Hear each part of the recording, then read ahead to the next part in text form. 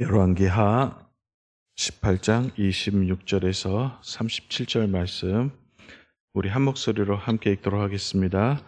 hil기야의 아들 엘리야김과 셈나와 요아가 랍사게에게 이르되 우리가 알아듣겠사오니 청하건대 아람 말로 당신의 종들에게 말씀하시고 성 위에 있는 유다 말로 우리에게 말씀하지 마옵소서. 랍사게가 그에게 이르되 내 주께서 내 주와 내게만 이 말을 하라고 나를 보내신 것이냐? 성 위에 앉은 사람들도 너희와 함께 자기의 대변을 먹게 하고 자기의 소변을 마시게 하신 것이 아니냐 하고, 랍사게가 드디어 일어서서 유다 말로 크게 소리질러 불러 이르되 너희는 대왕 아수르 왕의 말씀을 들으라.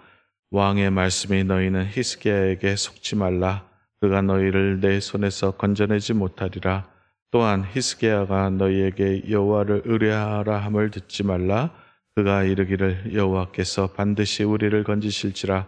이 성의 읍이 아수르의 왕의 손에 함락되지 아니하게 하리라 하실지라도 너희는 히스기야의 말을 듣지 말라. 아수르 왕의 말씀이 너희는 내게 항복하고 내게로 나아오라. 그리하고 너희는 각각 그의 포도와 무화과를 먹고 또한 각각 자기의 우물의 물을 마시라.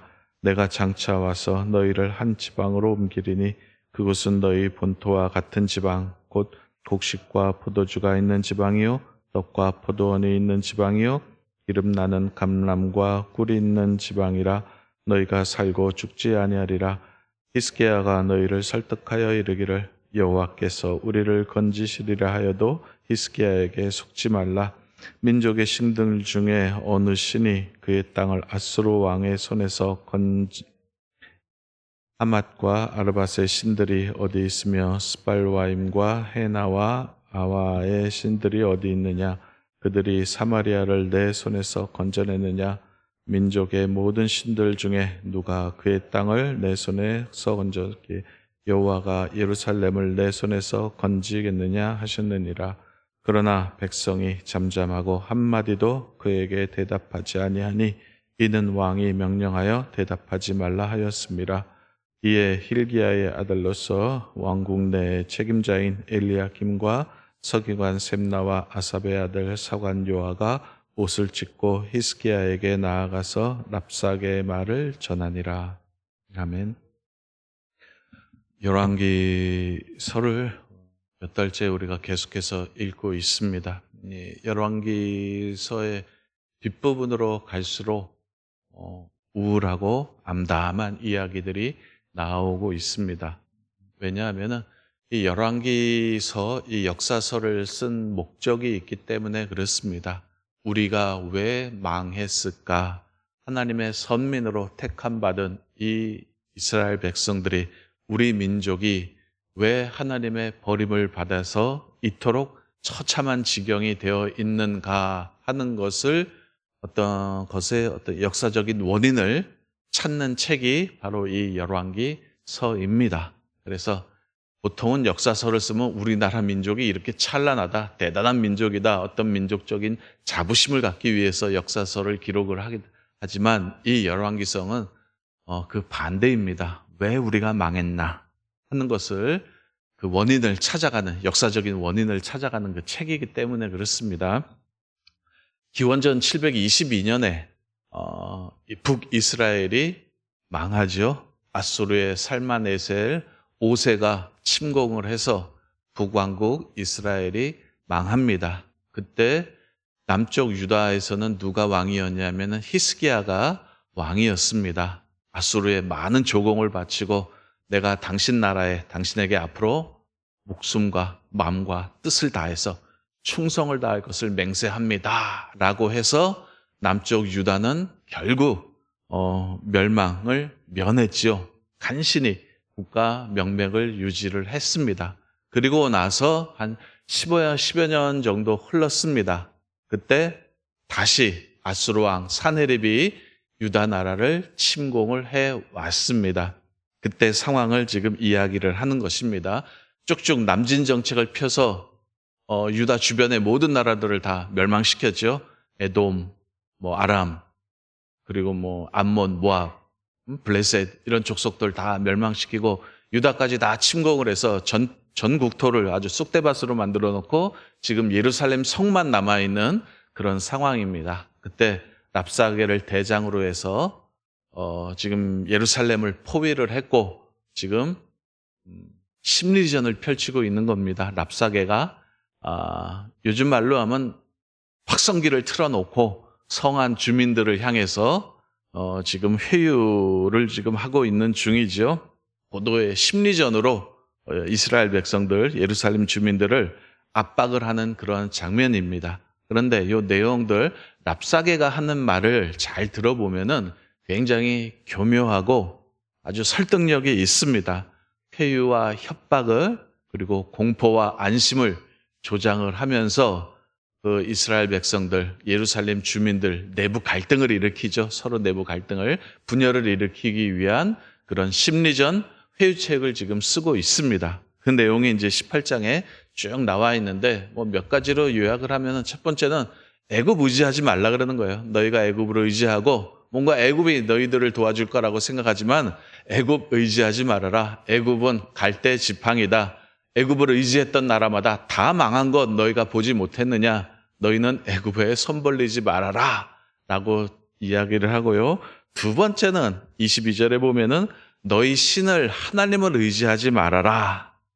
하나님이 너희를 지켜주지 못한다 라고 회유를 합니다. 오히려 내가 하나님의 뜻을 행하기 위해서 여기까지 온 거다라고 말을 합니다. 너희들이 왜 이렇게 고난을 당하고 왜 이런 어려움을 겪고 있는지 아느냐? 너희들이 너희 신에게 잘못해서 그런 것 아니냐? 너희들이 범죄했고 너희들이 하나님 앞에 잘못을 저질러서 이런 고난을 당하고 있고 하나님께서 너희들을 심판하시기 위해서 나를 보낸 거다. 내가 바로 하나님의 도구다. 그러니 하나님의 뜻에 저항하지 말고 순순히 나를 통한 하나님의 징벌을 받아들여라. 순순히 항복을 해라. 라고 지금 말을 하는 것입니다. 세 번째는 히스기야를 믿지 말라는 거예요. 너희 왕, 너희 지도자 히스기야의 말을 믿지 말아라. 너희들의 왕이 좀 똑똑하고 능력 있는 지도자라면은 너희들이 이렇게까지 어렵지는 않았을 거다. 그의 무능력을 너희들이 의지하지 말고 그가 무능력하기 때문에 능력이 없기 때문에 하나님을 끌어들이는 거다. 하나님 핑계를 대서 너희들에게 버티라고 하는 건데 절대로 그런 말은 믿지 말아라. 능력 있는 왕이라면은 여기까지 오지도 않았다. 너희들이 이렇게 어려움을 겪지도 않았다. 너희들이 어려움을 겪고 있는 이유는 그가 무능력하기 때문이기 때문에 절대로 그의 말을 믿지 말아라. 라고 이렇게 또 회유를 합니다. 마지막으로는 이렇게 회유를 하죠. 33절 이하에 보면은 현실을 봐라. 아수르를 꺾은 나라들이 있느냐. 당신은 전쟁하면은 신들의 전쟁이었습니다. 그래서 서로 각자 민족이 섬기는 신들이 있었지 않겠습니까? 그 신들이 전쟁을 하는 거예요. 그래서 누가 더 센 신이에요?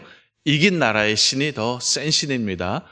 아수르의 신들이 그리고 아수르를 이긴 그 신들이 있느냐, 그런 나라들이 있느냐, 당시로는 없었잖아요. 그죠? 전부 다 아수르에게 지금 패망을 해가지고 지금 완전히 이제 근동일대가 쑥대밭 나가는 그런 상황입니다. 현실을 봐라. 우리나라를 아수르를 이긴 나라들이 있느냐, 아수르를 이긴 신들이 있느냐, 없지 않느냐. 응? 그러니 이제 결론이 이거죠. 랍사게가 하는 말의 결론이 이겁니다. 그러니 험한 꼴 보기 싫으면 좋은 말로 할 때 항복을 해라. 그러면 살려는 주겠다라고 이렇게 회유와 협박을 하는 것입니다. 이런 유다의 역사를 통해서 우리가 배울 점이 있죠. 우리는 이런 질문을 던지게 됩니다. 이런 상황, 죽느냐 사느냐의 이런 절대절명의 상황에서, 이런 극한 상황에서 우리는 누구를 의지를 해야 하는가? 아수르를 의지해야 하는가? 하나님을 의지해야 하는가? 하는 이런 실존적인 물음 앞에 서게 됩니다. 이 역사의 교훈이죠. 도대체 나라만 어려움 당하는 거 아니잖아요. 그죠? 우리도 개인적으로 살아갈 때 여러 가지 힘든 것들이 있고 어려운 일들이 많이 발생을 합니다. 그때 위기 상황에 처했을 때, 절대절명의 상황에 처했을 때, 죽느냐 사느냐의 문제 앞에 섰을 때 우리가 현실적인 힘으로 위협으로 존재하는 앗수르를 의지하느냐 아니면 하나님을 의지하느냐, 이 문제 앞에 우리는 항상 서게 됩니다. 그런데 하나님은 안 보이죠. 보이지 않습니다. 그리고 내가 처해 있는 이 현재 상황에 대해서 보장도, 어떠한 대답도, 어떤 확실한 증명도 증거도 우리에게 해 주시지를 않습니다. 우리 앞에 놓인 상황은 굉장히 불안하고 불투명한 상황 속에 우리 놓여 있습니다. 앗수르라는 현실적인 힘이 있어요. 눈에 보이고 손에 잡히는 힘이 있는 반면 하나님이 계신데 그 하나님은 안 보인다는 거죠.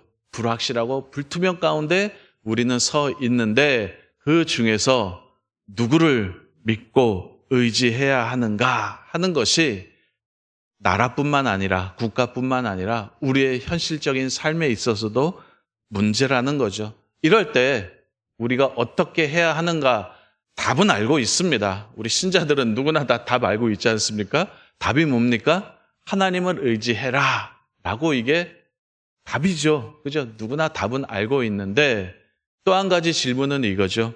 도대체 하나님을 의지한다는 말이 무슨 뜻이냐라는 거죠. 하나님을 의지하라, 하나님께 맡겨라, 이런 말 많이 하잖아요. 그죠? 신앙생활하면서 숱하게 듣는 말 중에 하나가 바로 이걸 겁니다. 어려운 일이 있을 때, 힘든 일이 있을 때 모든 상황에서 하나님만 의지해라, 하나님께 맡겨라 라는 말들을 우리가 많이 듣는데 도대체 이 하나님께 맡긴다는 말, 하나님만을 의지한다는 이 말이 무슨 뜻인가? 어떻게 하는 것이 하나님을 의지하는 것인가 하는 것에 대한 의문이 있잖아요. 아무것도 안 하고 가만히 있고 오직 기도만 하면은 그게 하나님을 의지하는 것이냐? 그거는 또 아니거든요. 그건 아니거든요. 소극적으로 얘기하면은, 아주 확 줄여서 얘기하면은 이런 겁니다. 하나님을 의지한다는 말이 무슨 말이냐면은 아주 협의로 조그맣게 이제 소극적으로 얘기하면은 그 어떠한 상황에서도 설령 그 상황이 나에게 불리한 상황이라 할지라도 죄악된 것, 하나님의 법도에서 어긋난 것, 하나님께서 금하신 것은 하지 않는다 라는 것이 하나님을 의지한다는 말의 뜻입니다. 할 수 있는 거 다 하세요. 그죠? 내가 이 어려움들을 벗어나기 위해서 나에게 주어진 이 어려운 상황, 힘든 것, 고난, 고통 벗어나기 위해서 우리가 할 수 있는 거는 다 해야 합니다. 하지만 그 가운데서도 하나님께서 금하시는 것, 죄악된 것들이 있습니다. 그거는 하지 마시라는 겁니다. 예를 들어 이런 겁니다. 지난주에 아하스왕, 히스기야의 아버지인 아하스왕에 대해서 배웠습니다. 이 아하스왕 때 어떤 일이 있었냐 하면은 북이스라엘하고 아람이 연합군을 형성해서 유다를 쳐들어옵니다. 그때 이 아하스 왕이 아수르에게 도움을 청하죠. 와서 좀 쳐주십시오 해서 진짜 아수르 왕이 와서 아람을 멸망을 시키죠. 너무나 감사해서 이 아하스 왕이 다메섹으로 아수르 왕을 찾아갑니다. 그때 다메섹에서 이 아하스 왕이 제단을 하나 보죠. 제단을 하나 보는데 이게 참 너무 멋있게 생겼는지 모르겠지만 그 제단, 그 다메섹에 있는 신전에 있는 그 신상의 제단을 예루살렘 성전으로 똑같이 옮겨오는 일이 있습니다. 그래서 이게 본인이 희망해서 그 제단을 예루살렘 성전에 갖다 놨다면은 이건 나쁜 놈이고 이게 또 그렇지 않고 아수르 왕이 협박할 수가 있잖아요. 그죠? 아수르 왕이 이거 우리나라에서 섬기던 제단인데 너희 나라도 갖다 놔라. 예루살렘 성전 너희 있지? 거기다도 우리가 섬기던 신의 제단을 갖다가 놔라 라고 협박을 할 수도 있었지요. 그때 이 아하스 왕이 행해야 되는 일은 뭐냐면은 노라는 거죠. 아닙니다. 나는 그렇게 절대로 못하겠습니다. 라고 해야 하는데 이 아하스 왕이 어떻게 됐죠? 그냥 들여왔죠. 그죠? 이렇게 하지 말라는 겁니다. 이 아하스 왕의 입장에서는 충분히 변론을 할 수 있습니다. 이 왕이잖아요. 그죠? 왕의 신분이기 때문에 나라를 망하게 해서는 안 되잖아요. 그리고 백성의 안전과 재산을 지켜줘야 되잖아요. 그죠? 그거를 위해서라면은 왕이라면은 뭐 재단 들어오는 거 그거 아니잖아요. 그죠? 지금 나라가 망하는 상황이잖아요. 그죠? 백성들이 죽게 생겼는데 지금 재단이 문제겠습니까? 사는 게 문제지? 그런 뜻에서 아하스 왕은 왕의 책무를 다하기 위해서 재단을 예루살렘 성전에 놓았을 수도 있겠지만 성경은 그렇게 말을 하지 않습니다. 왕의 책무, 왕의 책임 굉장히 중요합니다. 하지만 그것보다도 더 중요한 것은 우리는 왕이기 이전에 왕의 책무, 어떤 직분 이전에 하나님 앞에서의 책임이 한 인간으로서입니다. 한 인간으로서 하나님 앞에 책임이 더 중요한 사람들이기 때문에 그렇게 해서는 안 된다라는 겁니다. 왕의 책임 중요합니다. 백성들의 생명과 재산을 지켜야 되고 이 나라를 지켜야 되잖아요. 그렇게 하려면은 뭐 재단은 뭐 그게 뭐 대수겠습니까? 하지만 그 전에 아하스는 한 인간으로 하나님 앞에 선 사람이기 때문에 그렇게 해서는 안 된다는 거죠. 나머지 것들은 하나님이 어떻게 하실지 모르겠지만 나머지 것들은 나는 모르겠다. 재단은 절대로 못 들여와 오겠다라고 했어야 되는데 이렇게 못했다라는 거죠. 다른 예, 반대되는 예를 하나 들어드리겠습니다. 다니엘 시대 때 다니엘 세 친구 여러분들 아시죠? 사드락, 메삭, 아벳느고가 있었습니다. 신상 앞에 절을 하라 그랬을 때 이들 국가공무원이었잖아요. 그죠? 못하겠다고 했습니다. 이들의 말이 뭐죠? 나라에서 하라는 것 다 하겠다. 왕의 명령 내가 다 지키겠다. 하지만 신상에 절하는 거는 내가 못하겠다. 왜냐? 하나님께서 금하시는 것이기 때문에 나는 못하겠다. 설령 그 일로 인해서 불이익이 온다 할지라도 죽는 거잖아요. 그죠? 불이익이 온다 할지라도 나는 못하겠다. 하나님께서 살려주시면 감사하지만 그리 아니하실지라도 설령 나를 죽게 내버려 둔다 하실지라도 나는 개의치 않겠다. 신상 앞에 서서 절을 한다고 해서 내 생명이 유지된다는 보장도 없고 절을 안 한다고 해서 내가 살아난 보장도 없다. 내 생명은 내 행동에 의해서 내 마음에 의해서 좌우되는 것이 아니라 하나님 손에 달린 거기 때문에 설령 나에게 불이익이 온다 할지라도 나는 내 하나님의 백성으로 한 사람으로 하나님 앞에 해야 될 일은 해야겠다라는 게 뭐예요? 이게 하나님을 의지한다는 겁니다. 한 인간으로서입니다.